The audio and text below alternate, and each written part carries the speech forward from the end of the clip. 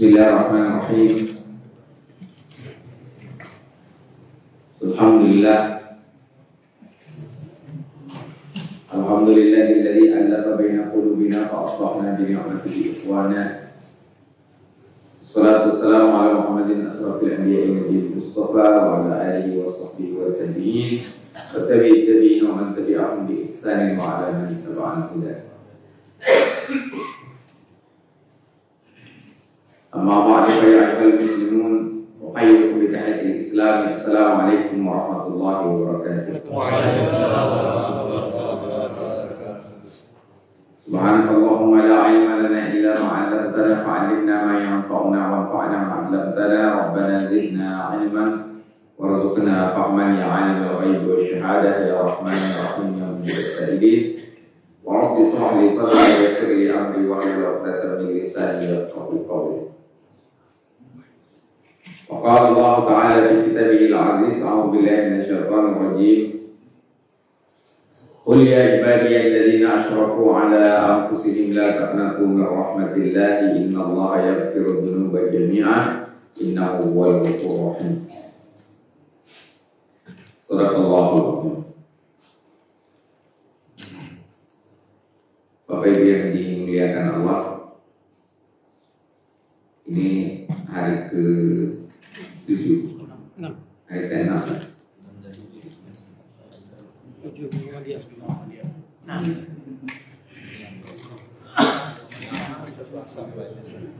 Kalau 7 Muhammadiyah, 6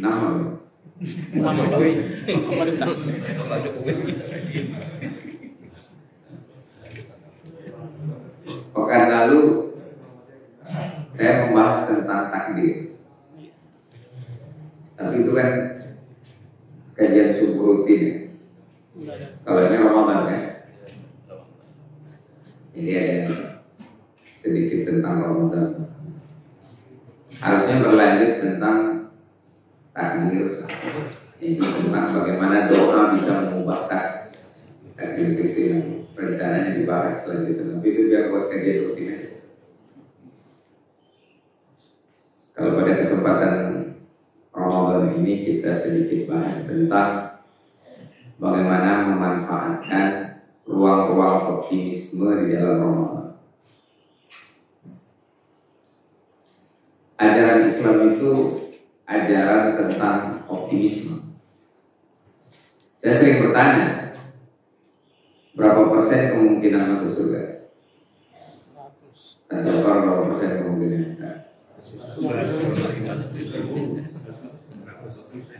Beriman harus 100 ya. Harus 100 ya. Ya tetap adalah peluang masuk neraka. Jadi 99,9%. Jangan Ustaz.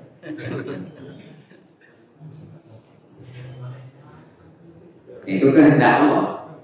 Kalau kita kaitkan sama takdir, Allah berkehendak ada yang masuk surga, ada yang masuk neraka. Tapi kemungkinan masuk surga itu harus kita yakini. Sebagai orang beriman ya. Sebagai orang beriman itu 99,9%. Ya boleh dia merasa, udah saya pokoknya 100% yakin masuk surga. Jadi katakan bahwasanya Khalifah Umar bin Khattab, Amirul Mukminin, itu pernah mengatakan, seandainya masuk surga itu cuma 1, aku yakin itu aku. Itu optimisme. Di dalam hadis Rasulullah sallallahu alaihi wasallam bersabda, "As-shalawatul khams", salat yang 5 waktu. Wal jumu'atu ila jumu'ah, dari Jumat ke Jumat. Wa Ramadan ila Ramadan, dari bulan Ramadan ke bulan Ramadan. Tentu ini yang maksud amalannya, bukan waktunya. Amalan sholat 5 waktu, bukan waktu-waktu sholat, bukan waktu Jumat ke Jumat, bukan waktu Ramadan ke Ramadan, tapi amalan. Yukaffiru sayyi'at, itu menutupi atau menghapus dosa-dosa. Itu libatil kabair, apabila dijauhi dosa-dosa. Di dalam hadis lain, di situ dikatakan oleh Rasulullah SAW. Perawinya kalau nggak salah anaknya Abu Bakar As-Siddiq, Ubaidillah bin Abu Bakar. Dia mengatakan Rasulullah ditanya tentang Al-Kabair, atau Rasulullah menjelaskan tentang Al-Kabair. Yang pertama itu syirik. Dosa besar yang pertama itu adalah syirik. Yang kedua adalah qatlul mu'minin, membunuh orang beriman. Yang ketiga adalah uququl walidain, durhaka kepada orang tua. Tapi kata Rasulullah ada yang lebih besar lagi. Nah, perawinya ragu antara qaul zur, perkataan bohong, atau syahadat zur, kesaksian palsu. Antara hoax sama kesaksian palsu. Wa aksaru dhanni, kata rawinya itu, kata periwayatnya, aku lebih menduga adalah kesaksian palsu. Kalau mau omong kosong, qaul zur, bohong itu rasanya nggak mungkin di atas syirik. Kalau kesaksian palsu, orang ketika bersaksi palsu itu imannya sudah rusak. Karena itu berdampak kepada orang lain. Kalau cuma hoax doang, ngomong bohong doang, tapi ya dosa juga. Nah, itu termasuk dosa besar. Di dalam surat Al-Isra itu lebih banyak lagi dosa besar. Termasuk diantaranya pembunuhan, berzina dan sebagainya. Nah, itu selama itu diupayakan untuk dijauhi, itu dosa itu akan terhapus. Di dalam Al-Quran surat Az-Zumar, surat ke-39 ayat 53 yang dibacakan tadi. A'udzubillahi minasyaitonir rajim. Qul ya ibadi, katakanlah wahai Muhammad, wahai hamba-hambaku, ya, kepada hamba Allah yang diperintahkan, alladzina asyraku, yang melampaui batas, ala anfusihim, atas dirinya, maksudnya yang melakukan dosa. Ini termasuk dosa besar sudah. Kenapa termasuk dosa besar? Nanti perhatikan ya. Ayatnya berbunyi, la taqnatu min rahmatillah, jangan berputus asa dari rahmat Allah. Innallaha yaghfiru dzunuba jami'an, sesungguhnya Allah mengampuni semua dosa jami'an. Dalam tafsirnya itu disuruh melihat surat An-Nisa yang di situ dikatakan Allah tidak mengampunkan dosa syirik. Nanti kita bahas. Innahu huwal ghafurur rahim, sesungguhnya Allah Maha Pengampun lagi Maha. Nah, coba cari di Al-Quran, itu nggak ada ayat Ghafurur Rahman, selalu Ghafurur Rahim. Kenapa? Karena Rahman itu adalah sifat Allah yang memberikan rahmat kepada segala sesuatu, wasi'at kulli syai'. Tapi kalau Ar-Rahim itu hanya untuk orang beriman. Ghafurur Rahim nggak pernah Ghafurur Rahman. Kenapa? Karena ampunan hanya bagi orang beriman. Makanya syirik tidak diampunkan secara otomatis. Otomatis itu artinya ada mekanisme. Ada mekanisme yang dia dihapus. Jadi tadi mekanismenya apa? Ibadah sholat yang 5 waktu. Kalau kita sholat zuhur itu menghapus dosa dari subuh sampai zuhur. Kalau kita sholat asar itu menghapus dosa dari zuhur sampai asar. Kalau kita sholat maghrib menghapus dosa dari asar sampai maghrib. Sholat isya itu juga. Jadi sholat subuh itu menghapus dosa dari isya sampai subuh. Nah, itu disebut as-shalawatul khams. Kemudian nanti kalau sholat Jumat, ilal Jumat, menghapus dari dosa dari Jumat sebelumnya sampai sholat Jumat yang kita lakukan sholat. Nah, begitu juga Ramadan. Nah, peluang ampunan, pelipat gandaan pahala itu paling besar di Ramadan. Jadi ruang optimisme terbesar itu adanya di bulan ini.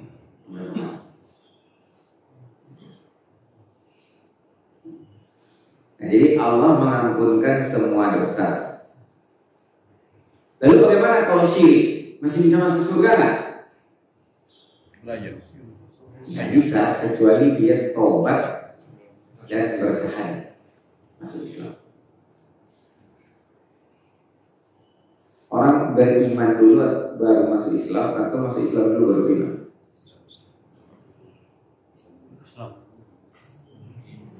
Islam dulu. Kalau kita itu bisa jadi Islam dulu baru beriman, karena kita lahir dari keluarga Muslim. Tapi kalau orang yang convert, pindah agama, itu biasanya dia beriman dulu baru bersahadat. Idealnya itu iman dulu. Tapi ya jangan lama-lama. Beriman setahun baru bersahadat gitu ya. Sia-sia.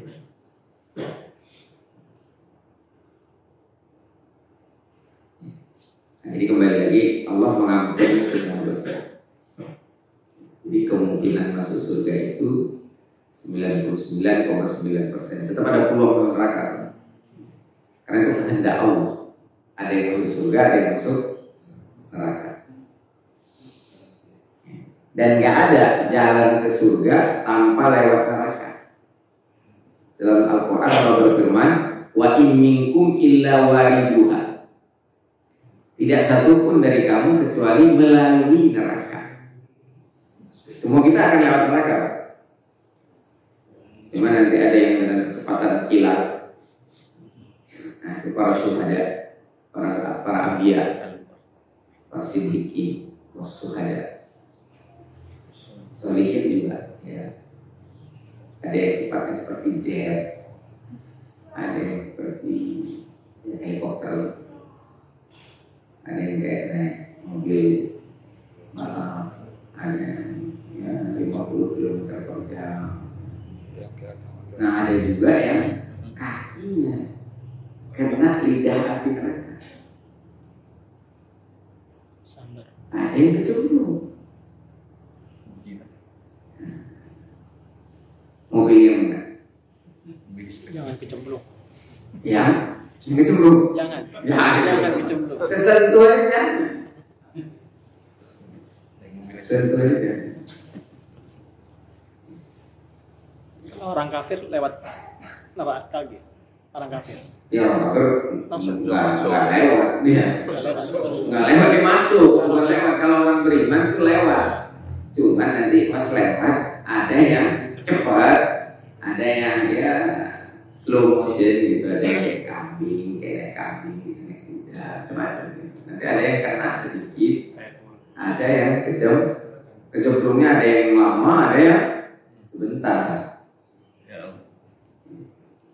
Tapi orang beriman nanti semuanya masuk surga. Ada pendapat yang dikatakan kontroversi. Ini pendapat yang kita ini orang kafir pun nanti ujungnya masuk surga. Tapi ini dikatakan ada kontroversi. Dalilnya tidak langsung mengatakan orang kafir itu nanti masuk surga. Tapi begini, coba perhatikan. Dalam Al-Quran itu ketika bicara dimasukkan ke dalam surga itu khalidina fiha abada. Pada umumnya pakai abada. Tapi kalau masuk neraka itu abadannya cuma satu. Ayat lain nggak ada pakai abadan. Jadi nggak abadi di dalam neraka. Kemudian ada hadis yang mengatakan Allah itu mendahulukan rahmatnya daripada murka.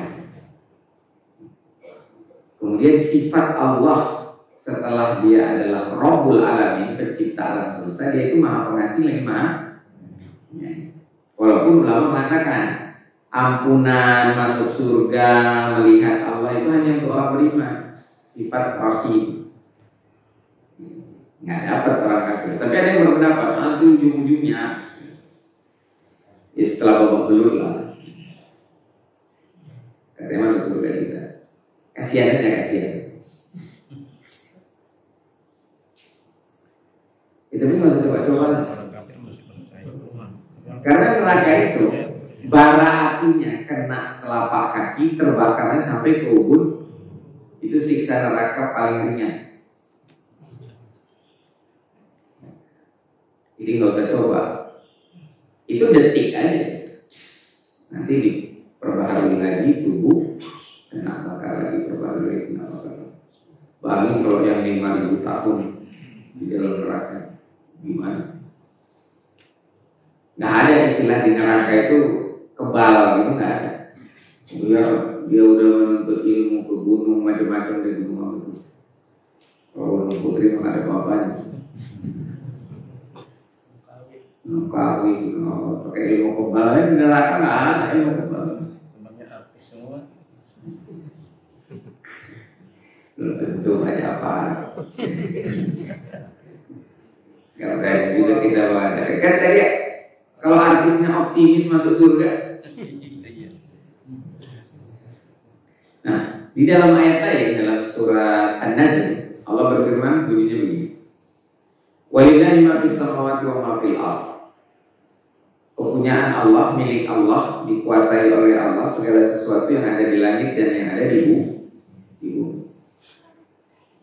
Biasanya kalau ayat itu dimulai dengan lillahi ma fis samawati wa ma fil ardh, itu biasanya diikuti dengan ayat atau frase atau ayat tentang bagaimana Allah menggunakan kekuasaannya itu, merealisasikan kekuasaan macam-macam.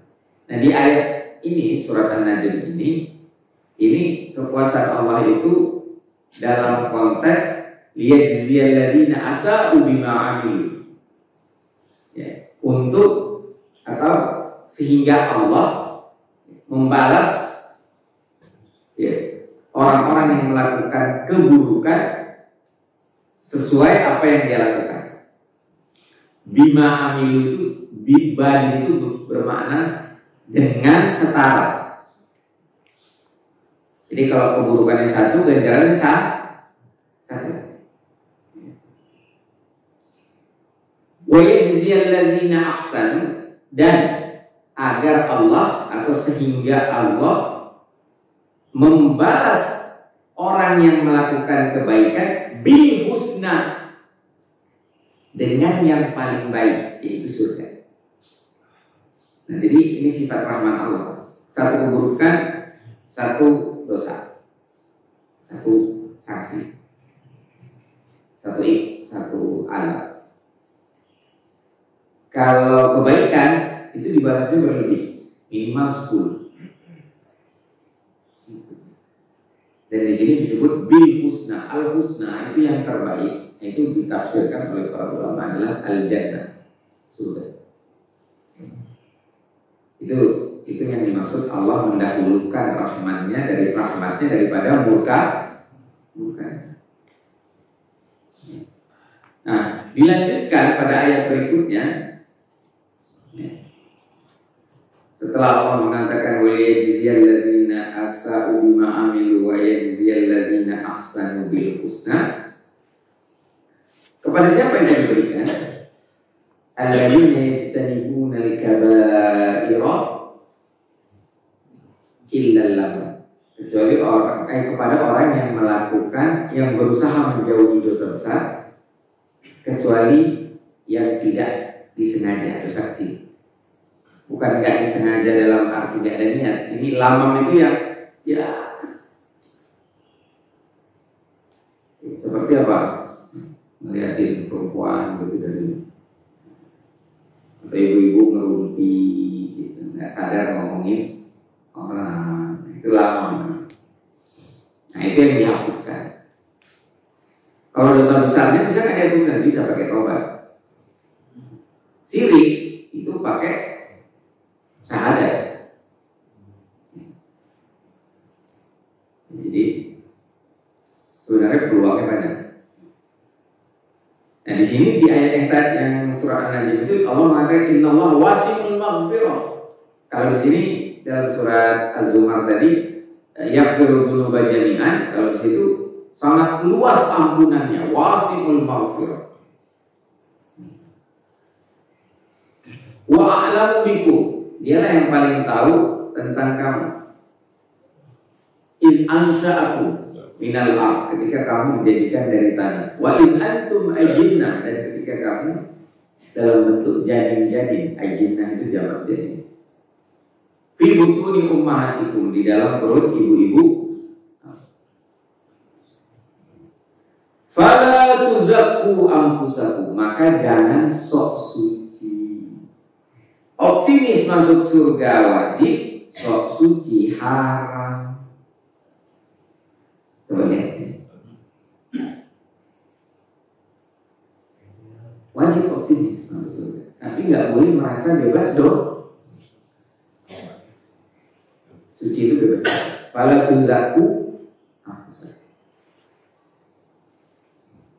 Wa a'lamu biman ittaqa. Ya Allah lebih mengetahui siapa yang bertakwa, yang benar-benar bertakwa. Nah, sekarang pertanyaannya, apa indikator orang optimis?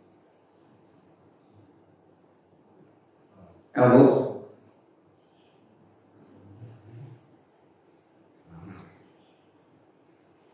orang optimis selamat sampai ke Bandung. Dia mau ke Bandung. Dia optimis nih bakal selamat sampai ke Bandung. Dia diem aja atau dia bergerak ke Bandung? Disiapkan diri. Dia bergerak ya. Kalau dia yang mobil, dia pakai sabuk pengang. Ada nggak? Saya optimis sampai ke Bandung. Saya duduk di sini. Nggak usah. Nggak usah. Kalau orang nggak ada usaha, itu namanya dia sudah besi. Jadi ciri optimis itu berusaha. Kalau untuk akhirat namanya beramal, kalau untuk dunia namanya ikhtiar. Memilih yang terbaik. Nah, umat Islam harus optimis dunia akhirat. Akhiratnya optimis masuk surga, dunianya optimis salah satunya dapat rezeki. Tapi yang berikhtiar, ya itu tanda optimis.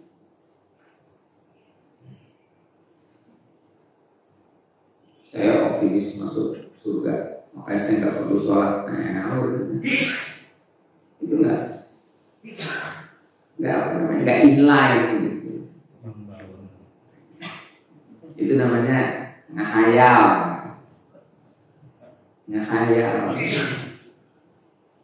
ngehayal masuk surga, bukan optimis masuk surga. Nah jadi setiap ruang-ruang optimis yang dioptimalkan, optimasi. Ini bulan Ramadan, ini ruang optimisnya paling besar. Dia manfaatkan sebesar-besarnya. Sehingga betul-betul terhapus semua dosa. Kalau bisa dosa-dosanya terhapus. Karena dalam hadis disebut, nggak disebut dosa kecil. Man shoma Ramadhana imanan wa ihtisaban ghufira lahu ma taqaddama min.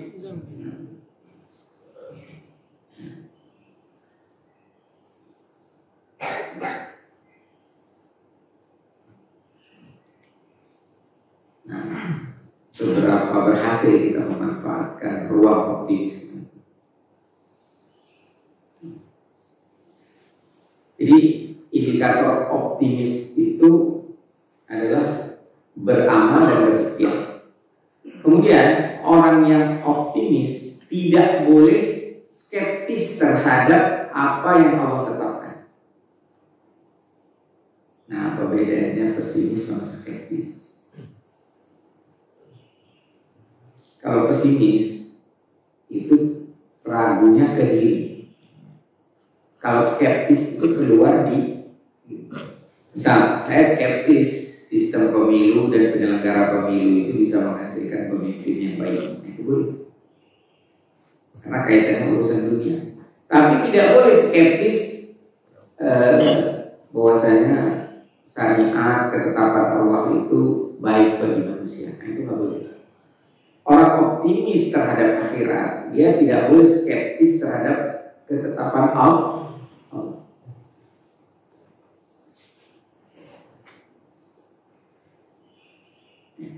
Itu yang sebenarnya pekan lalu kita bahas. Beriman pada qadar dan qadar itu juga menimbulkan optimisme, yaitu melakukan ikhtiar. tidak boleh skeptis terhadap sistem taubat, sistem ampunan, sistem hukum. Sistem hukum Allah itu kan pertama benar salah, baik buruk, adil zalim. Kita nggak boleh membuat ketentuan misalnya ini, merampok itu adil. Kalau ada orang mengatakan merampok itu adil, dia keluar dari Islam. Karena Allah mengatakan itu perbuatan buruk yang harus dihukum. Itu yang dimaksud paman lam yahkum bima anzalallah. Barang siapa yang tidak membuat ketetapan hukum berdasarkan apa yang diturunkan. Jadi yang Allah katakan baik itu baik, yang Allah katakan buruk itu buruk, yang Allah katakan benar itu benar, yang Allah katakan salah itu salah kembali. Al-haq lawannya al-batil, al-khair lawannya al-syar, al-hasanat as-sayyi'at, al-adil al-zalim. Itu udah ketetapan Allah. Nggak boleh skeptis. Orang yang bertobat akan diterima tobatnya. Itu nggak boleh skeptis terhadap sistemnya. Nah, kita harus optimis di dunia ini terhadap masalah dunia, tapi boleh skeptis terhadap sistem buatan manusia. Jadi kalau ada orang ragu demokrasi itu bisa mengantarkan kepada kesejahteraan, ada yang masuk neraka, nggak dosa. Yakin pun tidak apa-apa. Jadi skeptis lawannya trust. Kalau optimis lawannya pesimis. Nah, terkait akhirat tidak harus optimis dan harus trust, tidak boleh skeptis. Terhadap dunia boleh skeptis, tapi tetap harus optimis. Misalnya begini, saya termasuk orang yang ragu sistem pemilu kita dan penyelenggaraannya serta penyelenggaranya itu bisa menghasilkan pemimpin dan wakil rakyat yang berkualitas. Tapi saya optimis, saya bisa memperjuangkan itu. Kapan berhasilnya itu yang disebut fa'idha azabta matawakkal Allah. Nah, outcome lebih tepatnya. Outcome dari optimis itu adalah azab, tekad. Nanti dilanjutkan dengan amal. Kalau hasilnya tawakal. Itu fa'idha azabta matawakkal.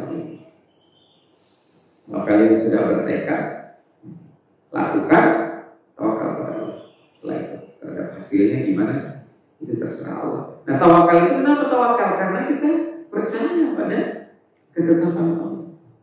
Sistem yang Allah buat itu bagus. Termasuk sistem semesta. Di antaranya sistem tata surya.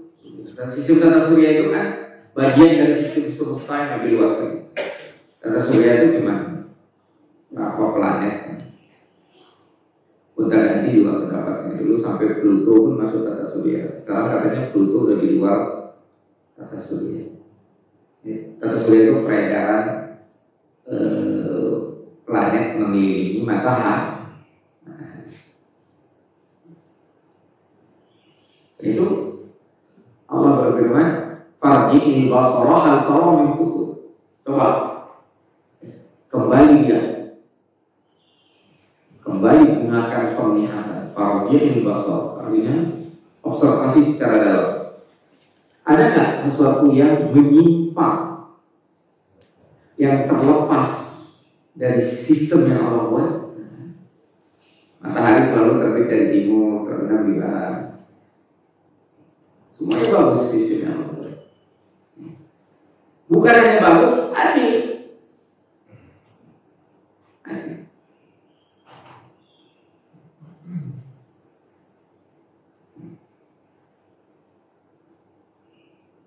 Jadi nggak ada itu orang yang syirik masuk surga, yang beriman masuk neraka. Sistem yang Allah buat itu orang yang syirik masuk neraka, yang beriman masuk surga. Orang yang berdosa juga masuk neraka. Tapi kalau dia beriman, ya sekedar dibakar. Tapi jangan bilang sekedar dibakar, karena sekedar di neraka itu minta ampun. Enggak lama juga kebakar dulu. Nah, itu sistem yang Allah buat, dan kita harus trust, percaya terhadap sistem. Dan sistem itu adil. Kita percaya bahwa sistem itu adil. Maka tidak boleh mempertanyakan keadilan Allah.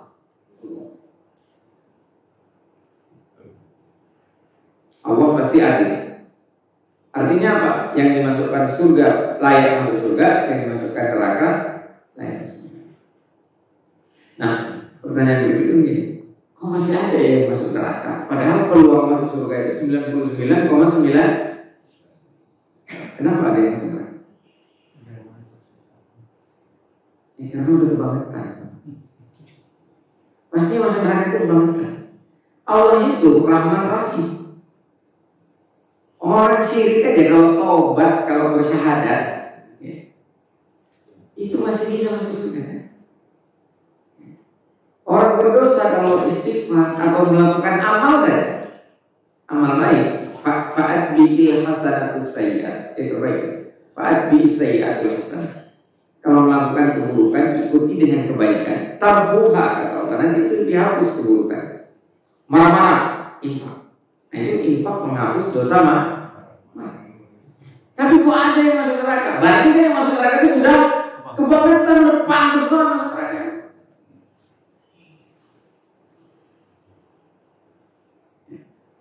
Nah, ini sebelum kita masuk sesi diskusi, jangan gunakan syariat untuk mengukur orang. Kadang-kadang orang nanya gini, Pak, kalau ada orang mutusin silaturahim dengan kita, itu dosa nggak dia? Nggak usah nanya gitu. Nanya, Pak, kalau saya mutusin silaturahim dosa nggak dia? Ngapain ngurusin orang? Pak, kalau ada orang nggak sholat itu masuk neraka? Nggak penting, Bu. Tanya aja, kalau kita nggak sholat, layak nggak masuk surga? Ngapain ngurusin orang? Lagian yang punya surga punya neraka emangnya kita?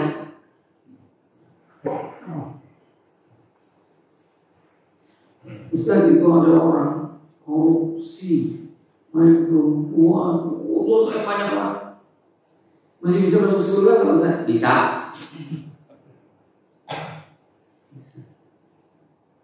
Kalau ditobatkan gitu. Tapi ngapain ngurusin gituan? Syariat ini untuk kita.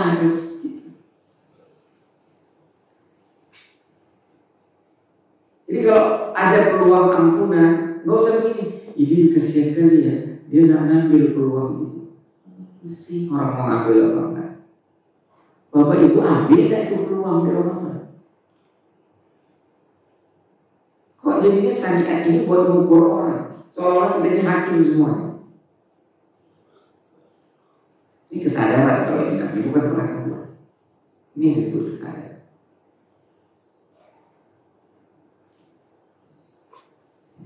Ngapain kita mengukur? Nah, itulah yang disebut at-ta'muruna an-nasa bil birri wa tansawna wa antum tatluna al-kitab. Afala ta'qilun?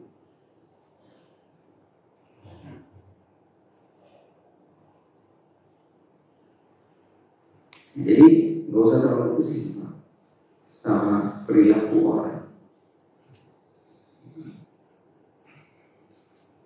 Dalam Al-Quran ada ayat perbuatan buruk orang itu tidak berpengaruh pada diri kita. Tapi maksudnya ini ya, bukan kalau orang nyolong duit kita nggak ada pengaruhnya, bukan. Nanti ada hadis riwayat Abu Bakar As-Siddiq mengingatkan jangan salah paham terhadap ayat ini. Ayat ini maksudnya ini, kalau orang nggak sholat, orang ngerampok, gitu, itu nggak mempengaruhi kita masuk surga atau masuk neraka. Tapi bukan berarti kita tidak mencegah keburukan, tidak melakukan nahi munkar. Kita melakukan nahi nahi mungkar. Tapi pertama sekali nilai dulu diri kita yang disebut dengan muhasabah. Itu yang dikatakan oleh Umar bin Khattab juga, hasibu anfusakum qabla an tuhasabu. Ya. Audit diri kita sebelum nanti kita diaudit oleh Allah. Jangan audit orang lain. Ngapain kita hitung? Bahkan istri, ya, ibu nggak usah audit bu, suami ibu berapa kali sholat subuh. Ibu audit diri ibu aja. Begitu juga bapak. Nggak usah diaudit, tapi diseru, diingatkan. Mas bangun mas subuh. Nah itu jadi pahala buat kita.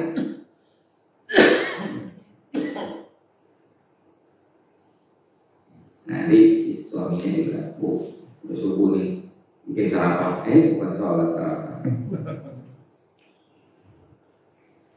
Nah itu, jadi itulah optimisme dan wajib dan penting. Nah bahaya pesimisme. Pesimisme itu membuat orang tidak mau beramal. Nanti dia menjadi tambah buruk, tambah menurun kualitas hidupnya itu tambah.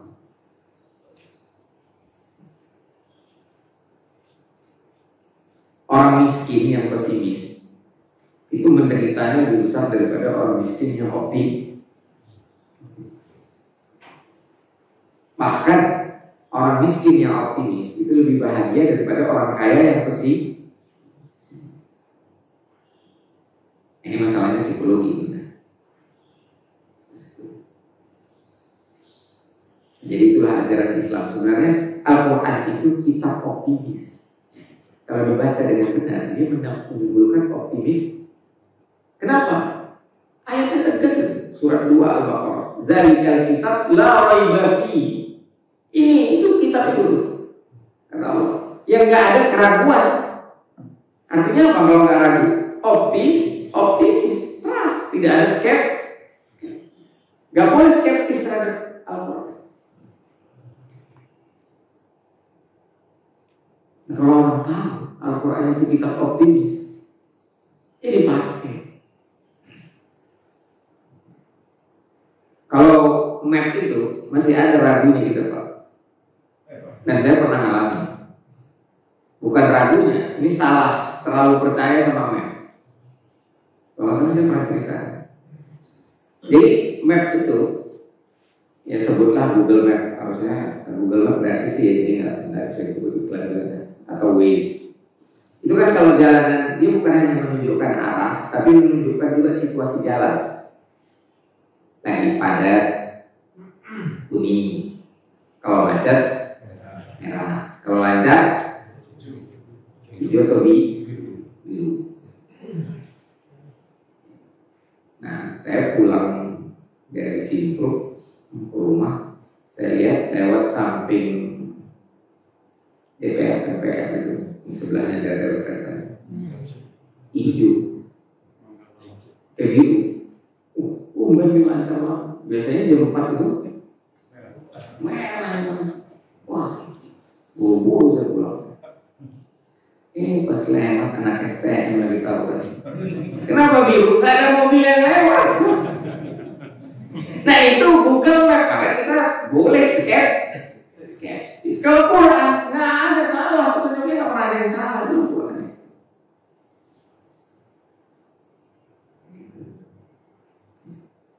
Jadi Al-Quran itu kitab optimis. Nah, mekanismenya ada di sholat 5 waktu, Jumat ke Jumat, Ramadan ke Ramadan.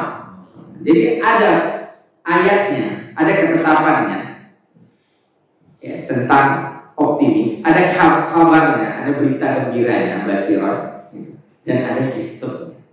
Jadi Allah bukan cuma membuat janji saja bahwasanya Allah akan mengampunkan semua dosa. Allah bikin sistemnya. Kalau calon capres itu katanya janji ya Pak. Kami akan meningkatkan kesejahteraan bangsa, kesejahteraan masyarakat. Makan siang gratis. Sekarang udah puasa, nggak perlu gratis lagi. Ngapain makan siang gratis tapi dia korupsi gitu. Kan kita ditipu dikasih makan gratis biar miskin terus. Dia tambah tanah negara dijual. Nah, kita boleh skeptis terhadap sistem, terhadap kebijakan pemerintah, tapi kita harus optimis. Kita bisa memajukan bangsa ini. Kalau nggak boleh jadi bangsa Indonesia, nggak boleh jadi umat Islam. Nggak boleh jadi warga satu bangsa, tapi pesimis dengan bangsa itu, ngapain menderita banget. Kita harus optimis dalam semua hal. Kurang lebih demikian. Kalau masih ada yang mau didiskusikan, kita lihat apa.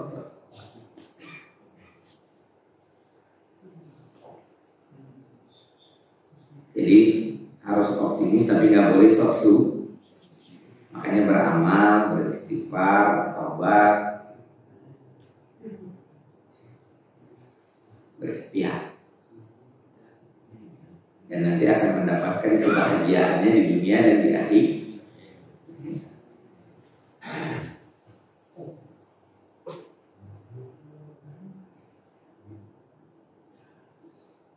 Oh iya, ada satu sistem yang Allah buat itu.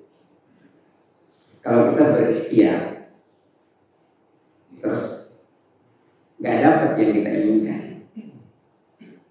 itu tetap nanti dikasih sama Allah, entah di dunia atau di akhirat. Jadi nggak ada yang sia-sia.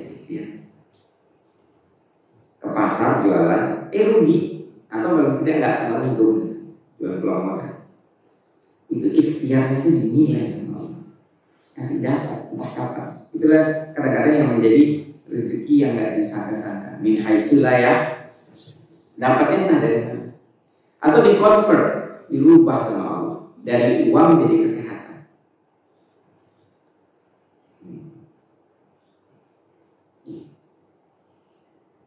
Nah itu kita harus yakin dengan itu. Jadi nggak boleh putus asa. Frustasi karena nanti ujungnya bunuh diri. Demikian, sepertinya udah paham semua. Tapi yang cuma paham, sadar juga.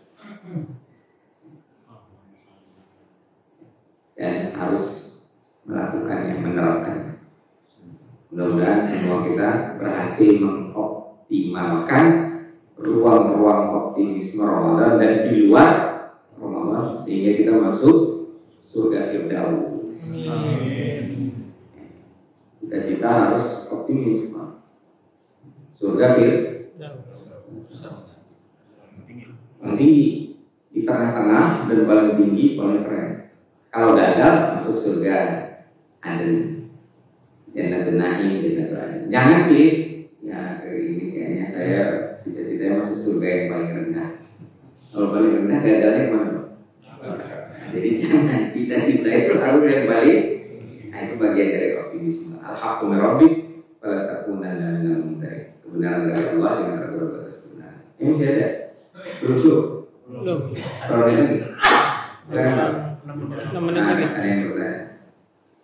Ustaz tadi terkait dengan hadis Umar bin Khattab yang pernah saya dengar itu bahwa kalau semua orang masuk surga kecuali satu yang masuk neraka, saya khawatir itu adalah saya.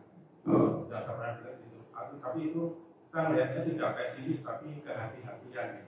Itu yang pertama. Dan yang kedua, tadi Ustaz menyebut istilah convert. Sekarang yang lebih mengemuka itu revert, Ustaz. Kalau convert itu mengkonversi dari non muslim ke muslim, tapi kalau revert itu pada dasarnya kita dilahirkan dalam keadaan Islam, kemudian orang tuanya lah yang menjadikan anak itu Yahudi, Nasrani dan seterusnya, tapi kita kembali lagi ke Islam. Jadi kalau konsepnya kita kembali ke Islam itu istilahnya revert, Ustaz, bukan convert. Maaf. Terima kasih. Ya, pertama asal tentang Umar itu ya benar juga, dan itu kehati-hatian, kekhawatiran dia itu bukan pesimis. Kan dia bilang aku khawatir aku, bukan dia bilang itu pasti aku. Tapi saya pernah dengar juga atau baca malah salah satunya itu kalau cuma satu yang masuk surga itu aku, dia harus yakin itu dia. Kemudian seandainya besok kiamat masih ada biji kurma akan aku karena gak ada isi-isinya. Tadi ke pasar bisnis, kalaupun belum dapat untungnya hari itu, nanti Allah pasti. Kemudian kalau masalah istilah ya itu memang bisa berubah-ubah istilah, kecuali istilah-istilah agama kan.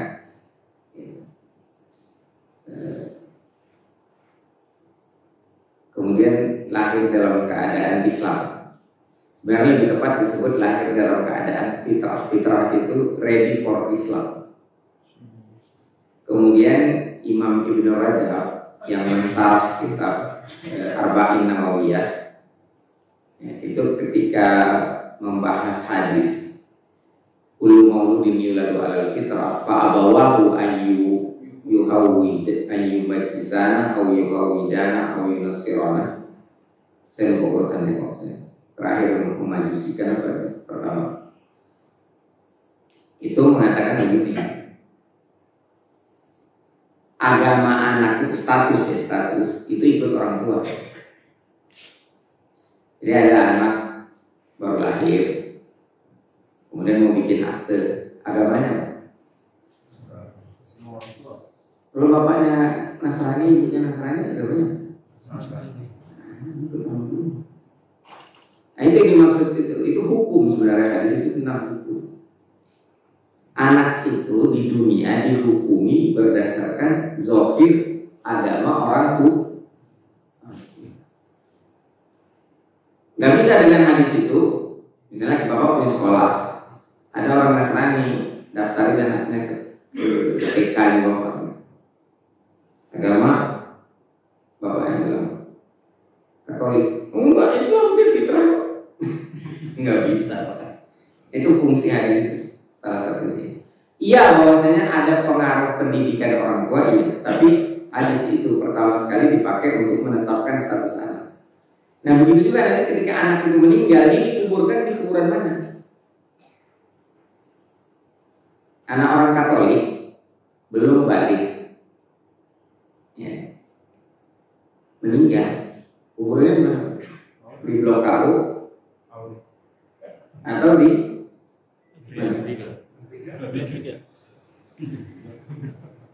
di pemakaman Muslim atau di pemakaman Katolik? Kalau bapaknya Buddha di pemakaman Buddha. Kalau Komsen itu Buddha atau Konghucu? Tahu Komsen? Komsen itu nama orang, nama kuburan. Kuburan Cina itu di Komsen. Komsen namanya.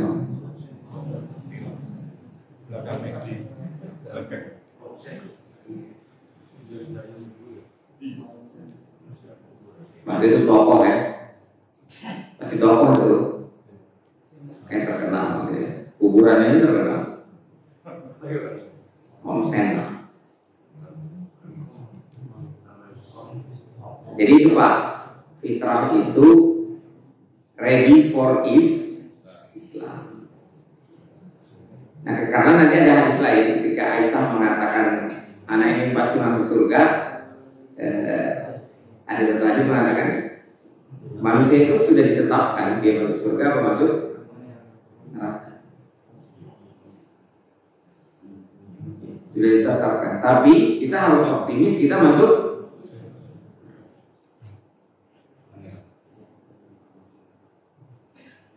Gak boleh begini, seandainya yang masuk surga cuma satu, pasti bukan saya. Tapi boleh tadi dan dilakukan oleh Umar, seandainya yang masuk neraka itu cuma satu, aku khawatir itu. Khawatir itu artinya menjaga diri. Nah, itu namanya ikhtiyaton, kehati-hatian. Dan ikhtiyaton itu adalah upaya supaya tidak terjerumus, berarti ada optimisme. Nah, kalau soal convert sama revert itu ya itu istilah. Silakan aja mau pakai yang karena di Barat sampai sekarang digunakan istilah convert.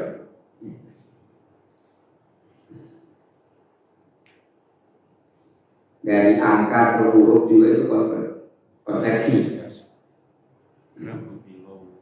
Jadi saya dulu kalau ujian dapat nilai sekian itu dikonversi. Dari huruf angka kalau di kampus itu kalau dapat nilai A konversi ke IPK-nya 4. Jadi kurang lebih begitu ya. Jadi apa itu fitrah? Fitrah itu kondisi awal default. Pernah kita bahas bawaan pabrik, bawaan setting pabrik, setting default. Nah, setting default semua manusia itu adalah ready for jannah, ready for Islam. Manusia itu semuanya layak masuk surga. Nah, tinggal dia pilih aja dia masuk surga atau masuk neraka. Tapi Allah tahu siapa yang masuk surga, siapa yang masuk neraka. Dan Allah tetapkan. Dan yang Allah tetapkan itu pantas. Nggak ada yang nggak pantas. Jadi gini, nggak ada yang masuk surga yang nggak pantas, nggak ada yang masuk neraka yang nggak pantas. Semua pantas. Yang dapat petunjuk pantas dapat petunjuk. Yang dibiarkan sesat pantas dibiarkan sesat. Nggak ada yang nggak pantas. Semuanya pantas. Terus kadang-kadang orang suka bertanya aneh-aneh. Kenapa sih nggak semuanya dimasukkan dalam surga? Nanti pas semuanya masuk surga protes juga. Tahu gitu ngapain capek-capek sholat? Manusia gitu, aksara itu jadalah. Ketika ada yang masuk surga masuk neraka, dia protes. Sudahlah, ya Allah semua masuk surga aja. Ketika semua masuk surga, protesnya kita gitu, ngapain sholat subuh capek-capek? Mendingan korupsi aja semua. Ya. Itu yang saya bilang, sistem yang Allah buat pasti A. Tidak boleh ada skeptis sedikit pun di situ. Tidak boleh ada keraguan. La raiba fi. Nah, itu udah kita bahas tentang takdir sebenarnya. Tapi nanti kita bahas lagi pada berikutnya. Kalau kali ini intinya bagaimana kita mengoptimasi ruang-ruang optimisme. Dan kita harus dapat di Ramadan ini semaksimal mungkin. Walaupun kadang-kadang kita melihat realitas itu kemajuan dalam sholat tarawih.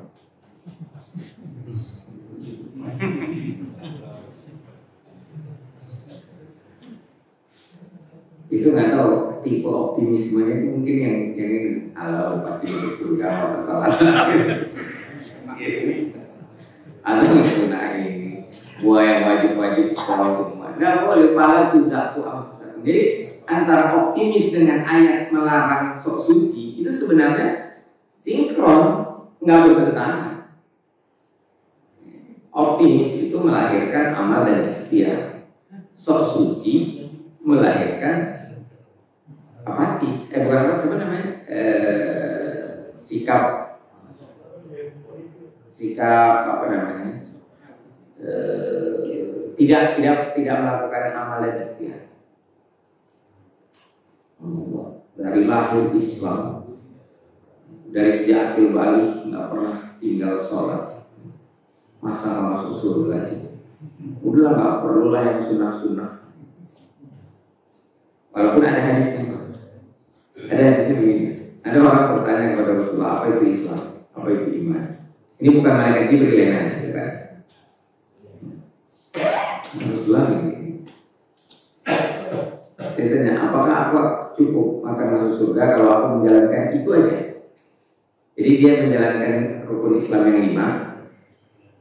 5, rukun iman, dan dia menghalalkan apa yang dihalalkan Allah dan mengharamkan apa yang diharamkan Allah. Dan nanti tidak mau nambah.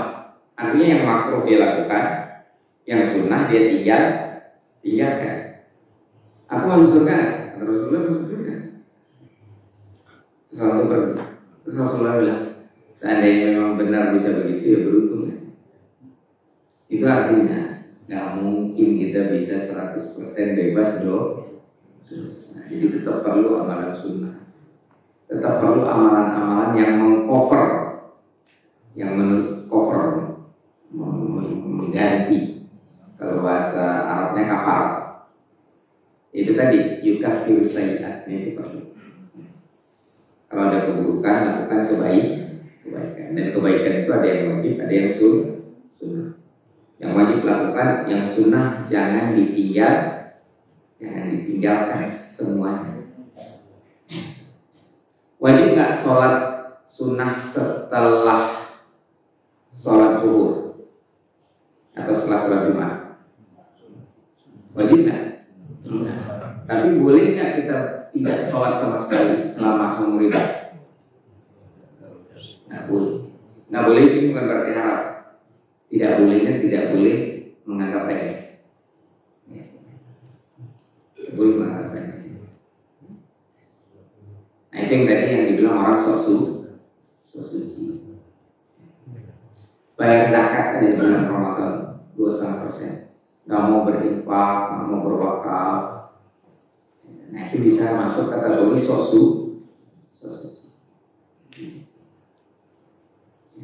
Hati-hati. Itu bisa menyerang manusia dan setan masuk kadang-kadang ke situ.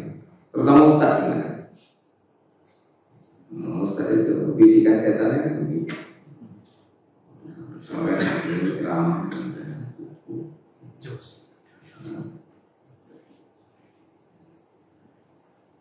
Ya nggak bisa, karena manusia itu makan khata' wa nisyan, tempat kekeliruan dan kelupaan. Maka kita terus harus memperbaiki kualitas hidup. Demikian, mudah-mudahan bermanfaat. Alhamdulillah Rabbil alamin.